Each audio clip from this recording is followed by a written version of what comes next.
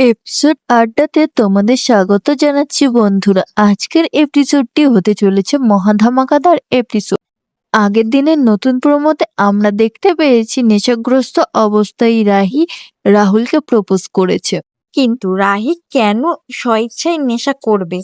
বাড়ির সকলেই তাকে অভদ্রতা বলছে, কিন্তু রাহুল জানে রাহি এমনটা কখনোই করতে পারে না। তাই সে প্রমাণ করে দেয় তিতলি তার শরবতে নেশার জিনিস মিশিয়েছে। প্রমাণ সহ রাহুল সকলের সামনে আনলো তিতলির চক্রান্তের জাল থেকে বের করলো রাহিকে। হ্যাঁ বন্ধুরা, শুধু তোমারই জন্য ধামাকাদার এপিসোডগুলোতে এমনটাই হতে চলেছে। রাহুল প্রায় সুস্থ হয়ে গেছে।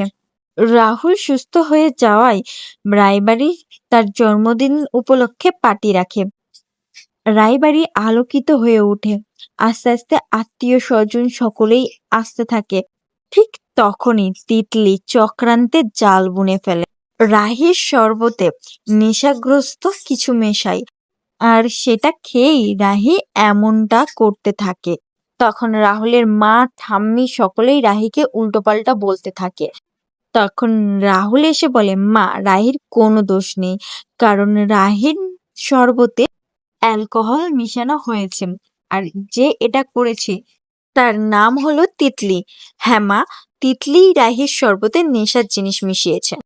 তো বন্ধুরা, তোমরাও চাও তো তিতলির আসল মুখোশ যেন সকলের সামনে চলে আসে? অবশ্যই তা কমেন্টে জানাতে ভুলো না।